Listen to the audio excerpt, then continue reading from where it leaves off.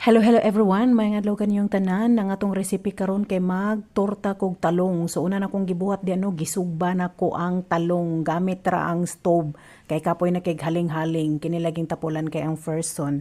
But anyway, dali ra kay ni maluto ang atong talong. So pares ana pwede na nato siyang haunon.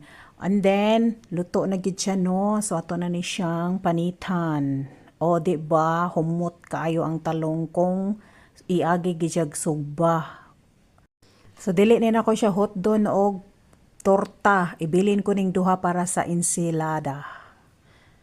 So, humana na to siya panit o magkuha na tag tinidor o whatsoever nga pwede na to siyang ma-flat nga pares ka flat sa akong ilong charot. So, ato siyang i-flat no para di ta mahirapan sa kalisod. So, nag-andam di ko direk isa ka itlog, magbutang na po ko dagamay rang asin o black pepper. Pagkahumanan na ato na siyang batilon. Oo, batilon dyan na nato.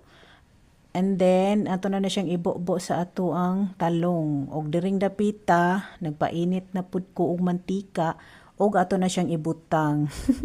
Wa jud na ako napakita nga nabutang no kay nahirapan sa kalisod vlogger pa maopay kanang cameraman charis. So ato na ni siyang baliktaron kay dali ra jud kay ni siya maluto. So gusto na ko tortang talong no katong naay murag paig-paig parehas ana ba. Oh, so pwede na siyang i-serve.